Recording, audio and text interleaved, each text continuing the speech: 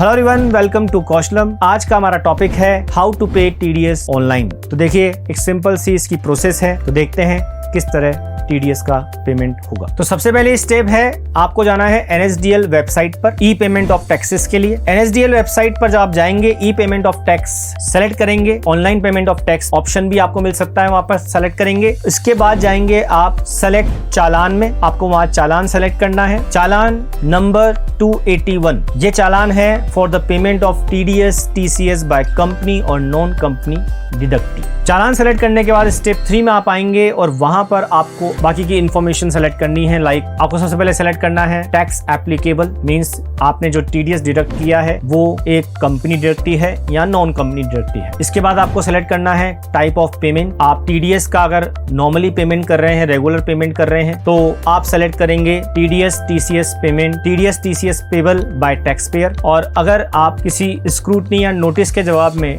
TDS का payment कर रहे हैं तो आप सेलेक्ट करेंगे टीडीएस टीसीएस रेगुलर असेसमेंट 400। इसके बाद नेचर ऑफ पेमेंट आपको यहाँ सेलेक्ट करना है। जिस भी तरह के पेमेंट पे आपने टीडीएस डिडक्ट किया है और आप टीडीएस जमा करा रहे हैं, चाहे वो रेंट हो, इंटरेस्ट हो, फीस फॉर प्रोफेशनल सर्विसेज हो, पेमेंट टू कॉन्ट्रैक्टर्स हो, वो सारी एक लिस्ट आपके पास यहाँ पर आ जाएगी। वो आपको सेलेक्ट करनी है जिस टीडीएस का पेमेंट कर रहे हैं। इसके बाद आपको बताना होगा mode of payment, net banking या डेबिट कार्ड, जिस तरह भी आप पेमेंट करना चाहें आप कर सकते हैं। वहां आपको बैंक का नाम सेलेक्ट करना होगा। इसके बाद आपको डालना है टैक्स डिडक्शन अकाउंट नंबर, जिसे हम टैन नंबर भी कहते हैं। ये आपकी जो कंपनी है उसकी पहचान होगी यहाँ से कि कौन टीडीएस जमा करा रहा है। इसके बाद आपको सेलेक्ट करना है आपका रिलेवेंट असेसमेंट ईयर। बाकी डिटेल्स में आप एड्रेस, एरिया, लोकेलिटी डाल सकते हैं। मेनली आपको यहाँ डालना है सिटी या डिस्ट्रिक्ट, स्टेट और पिन कोड। इसके बाद आपको कैप्चा कोड डालना है और प्रोसीड पे क्लिक करना है। जैसे आप प्रोसीड पे क्लिक करेंगे, आप आएंगे अगले पेज पर जहाँ आप डिटेल्स को कंफर्म करेंगे। इसके बाद आपके पास होगी एक कंफर्मेशन स्क्रीन जहाँ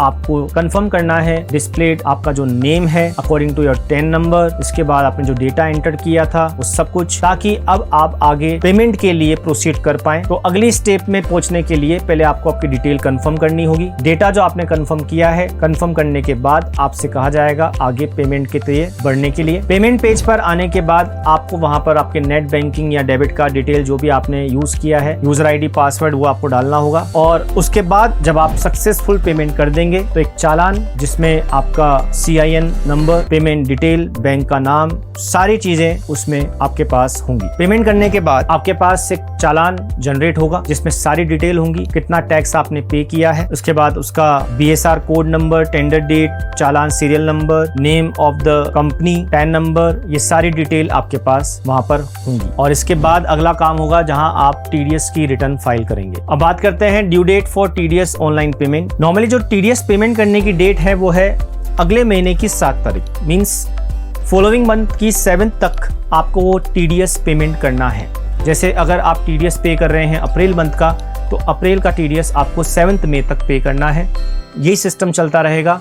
बस ध्यान रखेंगे मार्च के लिए, मार्च का जो टीडीएस है वो आप 30 अप्रैल तक पे कर सकते हैं। अब बात करते हैं आपने जो टीडीएस जमा कराया है उसका ऑनलाइन स्टेटस आप कैसे चेक कर सकते हैं कि टीडीएस जमा हो गया कि नहीं। तो आपको टीडीएस पेमेंट का स्टेटस चेक करने के लिए वापस टिन एनएसडीएल की वेबसाइट पर जाना है। वहां पर चालान स्टेटस इंक्वायरी करनी है और वो इंक्वायरी आप 2 तरीके से कर सकते हैं, CIN बेस्ड व्यू या फिर टैन बेस्ड व्यू। अगर आप चालान सीरियल नंबर से देखना चाहते हैं तो आप उसके बेस पर देख सकते हैं, और अगर आप टैन के बेस पर देखना चाहते हैं तो आप उसके बेस पर भी अपनी डिटेल्स देख सकते हैं। अब बात करते हैं अगर आपने टीडीएस जमा नहीं कराया टाइम पर तो क्या प्रोविजंस हैं। अगर आप टीडीएस टाइम पर जमा नहीं कराते हैं इनकम टैक्स डिपार्टमेंट को, तो सिंपली आप पर इंटरेस्ट चार्ज होगा और वो इंटरेस्ट होगा 1.5% पेबल फॉर एवरी मंथ और पार्ट ऑफ मंथ। मींस जिस महीने का टीडीएस है, अगर वो टीडीएस आपने एक भी दिन लेट जमा कराया तो पूरे महीने का इंटरेस्ट वहां पर चार्ज किया जाएगा टीडीएस के अमाउंट के ऊपर। तो ये थी जानकारी टीडीएस ऑनलाइन जमा कराने की। ऐसी ही और इन्फॉर्मेशन के लिए,